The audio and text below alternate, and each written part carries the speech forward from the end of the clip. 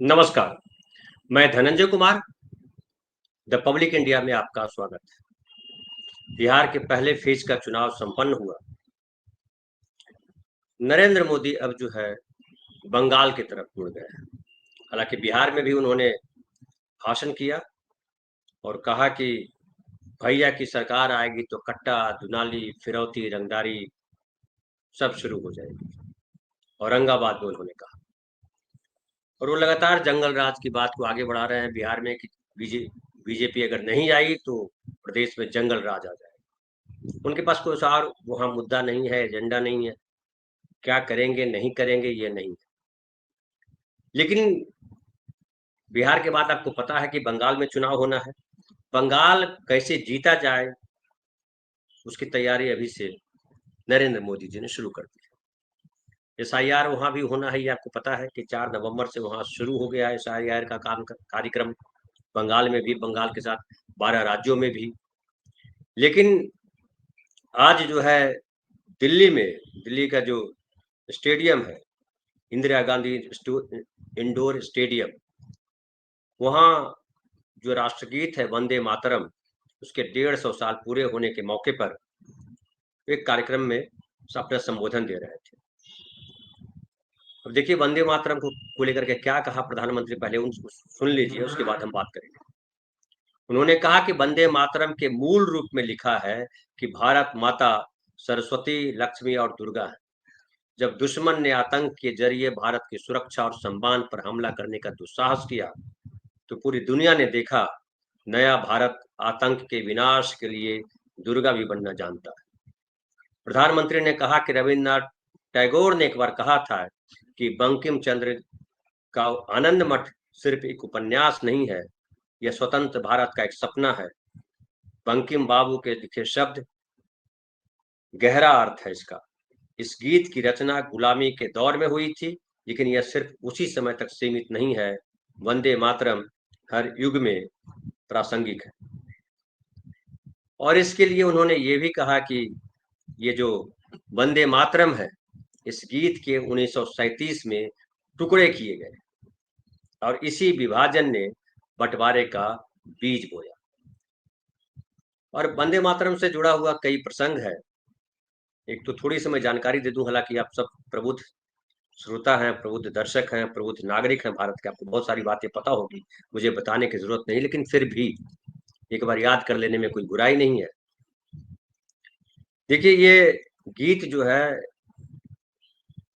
लिखा गया था 7 नवंबर 1875 को, और ये लिखा तो पहले गया था, लेकिन इसका प्रकाशन पहली बार पब्लिक के सामने ये गीत जो है पहली बार आया 7 नवंबर 1875 को। और बंग दर्शन नाम की एक पत्रिका थी, बांग्ला पत्रिका थी, लिटरेचर की पत्रिका थी, जिसके संपादक खुद जो है बंकिम चंद्र चटर्जी, या कहिए बंकिम चंद्र चट्टोपाध्याय, दोनों एक ही व्यक्ति, चटर्जी चट्टोपाध्याय, एक ही सरनेम होता है। उसे प्रकाशित किया था और 1896 का जो कांग्रेस का अधिवेशन हुआ था, उसमें इस गीत को रविन्द्रनाथ टैगोर ने गाया था। और बताया जाता कि 1905 ईस्वी में जब अंग्रेजों ने बंगाल विभाजन का प्रस्ताव रखा तो उसके विरोध में लोग खड़े हुए और उस विरोध में ये गीत जो है वंदे मातरम गीत गाया गया और कहा गया कि ये विरोध का प्रतीक बन गया वंदे मातरम गीत। और यहां तक हुआ कि अंग्रेज सरकार ने इसके गायन पर पाबंदी लगा दी और जिन लोगों ने गाया उन पर जुर्माना तक लगाया। उसके बाद जब देश आजाद हुआ और जब संविधान सभा बैठी कि कौन सा हमारा राष्ट्र का गीत होगा, तो वंदे मातरम को जो है राष्ट्रगीत घोषित किया गया। और ये अब प्रधानमंत्री नरेंद्र मोदी इसको लेकर के सवाल खड़े कर रहे हैं। हालांकि ये विवादित है और इस पर कई बहुत लंबे समय से बात चल रही है कि जो वंदे मातरम गीत है, जो मूल स्वरूप है, मूल गीत राष्ट्रगीत के तौर पर नहीं स्वीकार किया गया, उसके जो अंतरे हैं बाद के, उसको कट कर दिया गया। खास करके जहां जिस अंतरे में जो है कहा गया, दुर्गा 10 प्रहरण धारिणी, कमला कमल दल विहारिणी, वाणी विद्यादायिनी नमामि त्वाम, नमामि कमलाम अमलाम अतुलाम, सुजलाम सुफलाम मातरम वंदे। ये जो अंतरा है, तुम्ही विद्या तुम्ही धर्म तुम्ही हृदय तुम्ही मर्म, त्वम ही प्राणा शरीरे, बाहुते तुम्ही माँ शक्ति, हृदये तुम्ही माँ भक्ति, तुम्हारे प्रतिमा गढ़ी मंदिर है मंदिर है, मातरम वंदे मातरम। ये जो अंतरा है, दो अंतरे हैं, उसको हटा दिया गया। और जो शुरुआत के अंतरे हैं, सुजलाम सफलाम मैलज शीतलाम सस्य श्यामलाम मातरम वंदे मातरम, शुभ्र ज्योत्सनाम पुलकित यामिनीम, फुल्ल कुसुमित द्रुमदल शोभिनीम, सुहासिनीम सुमधुर भाषिनीम, सुखदाम वरदाम मातरम वंदे मातरम। इतना ही रखा गया। तो इसके लिए कहा गया कि जो दुर्गा के तौर पे या देवी के तौर पे, सरस्वती के तौर पे इसमें जो भारत माता को देखा गया है, उसको मुस्लिम समाज जो है, उसको अब जानते हैं कि मुस्लिम समाज जो है एक ईश्वर को मानता है, अल्लाह को मानता है, बाकी किसी को नहीं मानता है। और जाहिर है, जब देश आजाद नहीं हुआ था, देश में संविधान नहीं बना था, तब देश जो है चल रहा था अपने तरीके से, अंग्रेज देश को चला रहे थे और जिनको जो गाना था गा रहे थे। लेकिन जब देश आजाद हुआ और उसकी परिकल्पना की गई कि देश में हिंदू मुसलमान तमाम धर्म के लोग एक तरीके से रहेंगे, और एक सब सहमति बना करके वंदे मातरम गीत को जो है छोटा कर करके उसको एक्सेप्ट किया गया, और संविधान सभा ने एक्सेप्ट किया। संविधान सभा के अध्यक्ष डॉक्टर राजेंद्र प्रसाद थे, सब लोगों की सहमति हुई। लेकिन अब मोदी जी की कोशिश है, या आरएसएस की लगातार ये कोशिश रही है, मोदी जी जब से 11 साल से आए हैं देश में प्रधानमंत्री बन के, तब से लगातार संघ और मोदी जी यानी इस पूरी सरकार इस बात को फैलाने में लगी रहती है, सच झूठ, आधा सच आधा झूठ, पूरा झूठ, कि ये जो भारतवर्ष जो हिंदू राष्ट्र नहीं बना, वो नेहरू की वजह से नहीं बना। मुसलमानों को प्रिविलेज दिया गया, हिंदुओं के साथ बड़ा अन्याय हुआ। आपने फिल्म देखी होगी, पिछले दिनों एक फिल्म आई थी Gandhi versus Savarkar, Gandhi versus Godse, sorry, Gandhi versus Godse. उस फिल्म में बाकायदा स्थापित करने की कोशिश की गई कि हिंदुओं से गांधी जी का कोई लेना देना नहीं, उनके लिए मुसलमान प्रिय थे। सावर ये गोडसे जो है मुसलमानों के लिए बड़े चिंतित हो रहे थे, लड़े वगैरह वगैरह किया गया। और लगातार ये प्रयास किया गया कि हिंदू जो है प्रताड़ित हुआ कांग्रेस राज में। बंगाल में चुनाव है, तो बंगाल में ये जो वंदे मातरम गीत है, इसके नाम पर वहां जो है तमाशा बढ़िया तरीके से खड़ा किया जाता है, बीजेपी को पता है। आपको ये भी मालूम है कि बिहार चुनाव में जो घुसपैठिया मुद्दा बनाया था, वो नहीं चला घुसपैठिया मुद्दा। एसआईआर इसीलिए शुरू किया गया था ताकि घुसपैठिया को मुद्दा बना करके हिंदू मुसलमान किया जाए। बिहार में खारिज हो गया, नहीं चला। पहले फेज की जो वोटिंग में बताया जा रहा है कि बीजेपी पूरी तरह से पिछड़ गई, और चाहे जंगल राज, अब एकमात्र उनके पास है जंगल राज किस तरह से, लेकिन जंगल राज भी वहां चल नहीं रहा। और कहा जा रहा है कि जो बहुजन समाज के लोग हैं, जो गैर भाजपाई लोग, बड़ी आबादी है बिहार की जो भाजपा सरकार नहीं चाहती। भाजपा जब तक नीतीश कुमार के साथ थी तब तक तो बर्दाश्त किया नीतीश कुमार की वजह से, लेकिन अब जब नीतीश कुमार को किनारे कर दिया है बीजेपी ने, एक तरह से तो घोषित कर दिया कि मुख्यमंत्री विधायक तय करेंगे, तो जाहिर है नीतीश कुमार से किनारा करना चाहती है बीजेपी। तो बीजेपी अब ये तय कर रही है कि कैसे जो है हम हिंदू मुसलमान करके चीजों को खड़ा कर सके, जो बिहार में होता नजर नहीं आया। अब उसका अगला लक्ष्य जो है बंगाल है, क्योंकि बंगाल में अगले साल चुनाव होना है, मार्च अप्रैल में चुनाव होना है बंगाल में। तो उस चुनाव को लेकर के अभी से तैयारी शुरू की गई है हिंदू मुसलमान। आपको पता है कि बंगाल में बड़ी संख्या में मुस्लिम्स है। आपको ये भी पता है कि बांग्लादेशी का मुद्दा जो है सबसे तेज है, आसाम से लेकर के बिहार, झारखंड, अब पश्चिम बंगाल में भी बांग्लादेशी घुसपैठी है। बिहार में कितना बांग्लादेशी घुसपैठिया आए, आज तक जवाब नहीं दे पाए। झारखंड में कितने बांग्लादेशी घुसपैठिए हैं, आज तक प्रधानमंत्री नरेंद्र मोदी और पूरी बीजेपी सरकार नहीं बता पाई।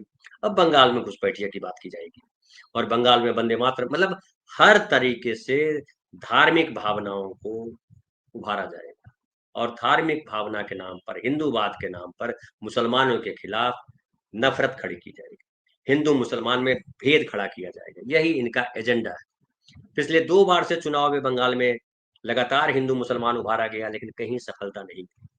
ममता बनर्जी इतनी मजबूती से पकड़ी हुई है कि कहीं सफलता मिली। फिर लग रहा है बीजेपी को कि अभी एक मौका है, जो अगला चुनाव है 26 में, इस चुनाव में हम काबिज हो सकते हैं, और इसके लिए तमाम घोड़े जो हिंदू मुसलमान के बीच नफरत फैला सके, जो हिंदू मुसलमान के बीच खाई खड़ी कर सके, जो हिंदू मुसलमान के नाम पर ध्रुवीकरण कर सके वोटों का, वो सारे एजेंडे, सारी, जिसको कहते हैं कि सारी पेटियां खोल दी गई।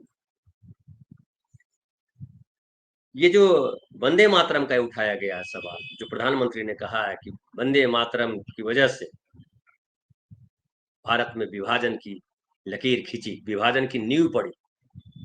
विभाजन की नींव क्यों पड़ी आप सबको पता है, उस पर मैं ज्यादा नहीं बोलूंगा।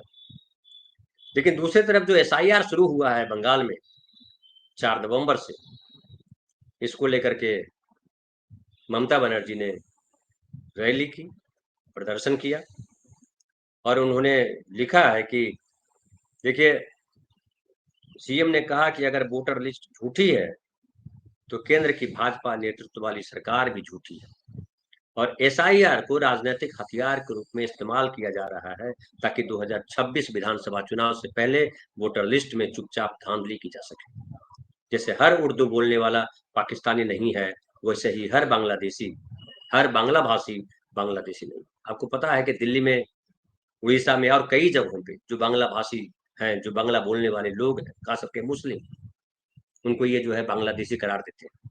बहुत सारी घटनाएं हुई दिल्ली में, और दिल्ली में ढेर सारे बांग्ला भाषी जो मुस्लिम थे, उनको घर छोड़ करके भागना पड़ा, वापस अपने गांव लौटना पड़ा। और ये लगातार कहा जा रहा है कि बांग्ला भाषी जो है वो बांग्लादेशी मुसलमान है, और ये हिंदू मुसलमान नफरत की ही पराकाष्ठा को पे पहुंचाना चाहते हैं देश को। अब देखिए, ममता जी के बारे में उन्होंने कहा कि ये भी फैलाया गया ममता जी के बारे में कि कुछ अपना फेसबुक पोस्ट पर उन्होंने लिखा, ममता बनर्जी, कि कई मीडिया संस्थानों ने खबर दी कि मैं अपने घर से बाहर आई और अपने हाथों से बीएलओ से एसआईआर फॉर्म लिया, जबकि ये खबर पूरी तरह से झूठी है, भ्रामक है, और जानबूझ करके इसको फैलाया जा रहा है। उन्होंने कहा कि मैंने कोई फॉर्म नहीं लिया है, और जब तक हर बंगाली फॉर्म नहीं भरता तब तक मैं भी फॉर्म नहीं भरूंगा। वो जो इम्यूनरेशन फॉर्म है जो बिहार में हुआ, वो यही बंगाल में दोहराया जाएगा, बाकी 12 स्टेट में दोहराया जाएगा। और इसमें जो है उन्होंने कहा कि बीएलओ बुधवार को हमारे काली घाट इलाके में आए थे और कुछ लोगों को एसआईआर फॉर्म दिया, ये ममता बनर्जी कह रही। वह मेरे घर में बने ऑफिस में भी आए, उन्होंने परिसर में वोटर्स की संख्या के बारे में पूछताछ की और फॉर्म दी। तो एसआईआर को लेकर के अब जो है वहां भी चलेगा, बंगाल में भी चलेगा, मूल मुद्दे पे कहीं बात नहीं करनी है। अभी बिहार में वो जो है प्रचार कर रहे हैं कि हमारी सरकार आएगी तो ये दिया जाएगा, ये किया जाएगा, लेकिन पिछले 20 साल से बिहार में एनडीए की सरकार है, क्या मिला बिहार को, ये बिहार से बढ़िया कोई नहीं जानता। तो अब बंगाल में अगला उनका निशाना है प्रधानमंत्री का, और इसके लिए वंदे मातरम हो या हिंदू मुसलमान हो, बांग्लादेशी हो, या और दूसरे जो जहर बोने वाले, ये विभाजन करने वाले जो मामले हैं, उसको किया जाए। और बंगाल विभाजन को लेकर के एक और तथ्य है कि बंगाल विभाजन की जब बात अंग्रेजों ने की तो उसका भारी विरोध हुआ। वंदे मातरम उसी समय विरोध गीत बना, एक तरह से कहिए उस समय। लेकिन खुद श्यामा प्रसाद मुखर्जी ने बंगाल विभाजन का समर्थन किया। हालांकि बाद में उन्होंने दलील दी कि मैंने समर्थन इसलिए किया था कि बंगाल का अगर विभाजन नहीं होता तो पूरा बंगाल मुस्लिम बहुल हो जाता और वो पाकिस्तान में चला जाता। हमने इसलिए विभाजन करवाया ताकि हिंदू जो है, बहुसंख्य हिंदू हिंदुस्तान के साथ रहे। तो ये जो कथा है, ये जो पूरा इतिहास है, इतिहास इस तरीके से ब्लैक एंड व्हाइट नहीं है जिस तरह से नरेंद्र मोदी प्रचार कर रहा है। इतिहास की जो घटनाएं हैं उसको उसकी व्याख्या जो है, जिस तरीके से नरेंद्र मोदी आरएसएस करते हैं, वही नहीं है। देश का जो सांप्रदायिक ध्रुवीकरण जिस तरह से आरएसएस करता रहा, या हिंदू मुसलमान के नाम पर जो उस समय हुआ आजादी के पहले, देश के बंटवारे के समय, वो कांग्रेस की मंशा नहीं थी, और कई बार ये सारी चीजें कही जा चुकी है। गांधी एक ऐसा देश चाहते थे जिस देश में सब मिलजुल करके रहे, जो संस्कृति थी हमारी भारत की उसके अनुसार रहे। अब इनका है कि मुसलमान बाहर से आए, अब ये भी फिलॉसफी है कि हिंदू भी बाहर से आए, ये जो आर्यन है वो बाहर से आए। ये भी है कि ये जो हिंदू धर्म है वो बेसिकली वो बुद्धिज्म को क्रश करके या बुद्धिज्म को खत्म करके नष्ट करके ये खड़ा किया गया। आप उसमें जाइएगा तो फिर ये जो छेड़ रहे हैं ना कहानी नरेंद्र मोदी जी और आरएसएस, ये बहुत भयानक कहानी छेड़ रहे हैं। इस कहानी का खामियाजा जो है देश सदियों भुगतेगा, ये ध्यान रखिए। इसलिए ध्यान रखिए कि हर कोई कहीं न कहीं से आया है। ये धरती किसी एक व्यक्ति की नहीं, जैसे सूरज किसी एक का नहीं है, उसी धरती भी किसी की एक नहीं। और रविन्द्रनाथ टैगोर तो जो कथित राष्ट्रवाद है उसके खिलाफ थे। वो तो मानवतावाद की बात कर रहे थे। गीतांजलि के लिए उनको जो सम्मान मिला था वो किस लिए मिला था? नोबेल पुरस्कार, आपको पता है कि नोबेल पुरस्कार मिला था रविन्द्रनाथ ठाकुर। लेकिन रविन्द्रनाथ ठाकुर, आनंद मठ, बंकिम चंद्र चटर्जी और दूसरे लोगों के उदाहरण लेकर के ये प्रेजेंट करने की कोशिश कर रहे हैं कि देश का जो बंटवारा हुआ उसके दोषी कोई और नहीं, गांधी और नेहरू थे।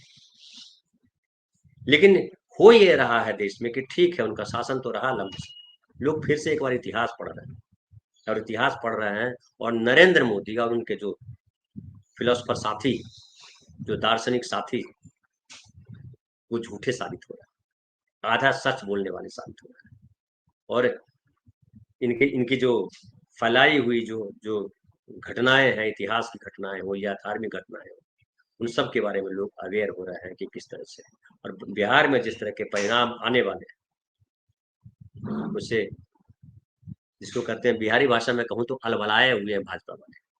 समझ में नहीं आ रहा कि आगे कैसे सत्ता चले, क्योंकि जो इन्होंने वादे किए थे काला धन लाने के, भ्रष्टाचार खत्म करने के, 2 करोड़ हर साल नौकरी देने के, किसानों की आय दुगना करने के, वो सब भूल गए। हर जगह याद दिला रहे हैं हमने 370 खत्म कर दिया, हमने 3 तलाक खत्म कर दिया। 3 तलाक से देश के बहुसंख्य आबादी को क्या लेना देना था? 370 खत्म करने नहीं करने से देश की बहुसंख्यक आबादी को क्या लेना देना था? बिहार में ये जाकर के बता रहे 370 खत्म कर दिया। अरे कौन तूफान कर दिया? क्या बदला जम्मू कश्मीर में? प्रबुद्ध लोग जो है, आप जैसे पढ़े लिखे लोग जो इस बात को जानते हैं। और हमारा आपका सबका कर्तव्य है कि सच, और खास करके सच वो जो आम आदमी के लिए जरूरी है, सच वो जो आम आदमी के जीवन को बेहतर बनाने के, इतिहास की जड़ खोदने से कुछ फायदा नहीं होगा। लेकिन बीजेपी जानबूझ करके उन मुद्दों को उठाती है जिससे हिंदू मुसलमान नफरत बढ़े। कई लोग कहते हैं कि ये जो बीजेपी है वो धर्म की राजनीति करती है। मैं कहता हूँ ये धर्म की राजनीति नहीं करते हैं, ये ढोंग की राजनीति करते हैं, ये नफरत की राजनीति करते हैं। मुसलमानों में भी जो धर्म को लेकर के रूढ़िवादी है, वो देश के जो संवैधानिक ढांचा है या कहिए देश का जो धर्मनिरपेक्ष ढांचा है उसके लिए दुश्मन है। वो चाहे हिंदू हो या मुसलमान, संविधान हम सब ने स्वीकार किया है, देश संविधान से चल रहा है, देश किसी धर्म विशेष से नहीं चल रहा। धर्म आप अपने घर के भीतर मानो, जब सड़क पे निकलते हो तो आपको देश को मानना पड़ेगा, संविधान को मानना पड़ेगा। इसको मजबूती देने के बजाय ये हिंदू और मुसलमान कर रहे हैं, क्योंकि संविधान इनको पच नहीं रहा। छोड़ दीजिए मुसलमानों, हिंदुओं के प्रति, दलितों के प्रति इनका क्या व्यवहार है, पिछड़ों के प्रति इनका क्या व्यवहार है, आरक्षण को लेकर के कितनी नफरत है इनके मन में, ये किसी से छुपी हुई नहीं। उत्तर प्रदेश में जिस तरह से दलितों पे जुल्म होते हैं, आए दिन सवर्णवादी लोग जो करते हैं, सरकार उनके साथ जाके खड़ी हो जाती है। ये खुद नरेंद्र मोदी कहते हैं मैं पिछड़ा हूं, लेकिन पिछड़े के लिए क्या किया तो गिनाने लगते हैं कि हमने रोड बनाई तो सब चल रहे हैं। क्यों आपने रोड बनाई? निर्णय लेने का अधिकार सिर्फ आपको नहीं है, इस देश के तमाम नागरिकों को निर्णय लेने का अधिकार है।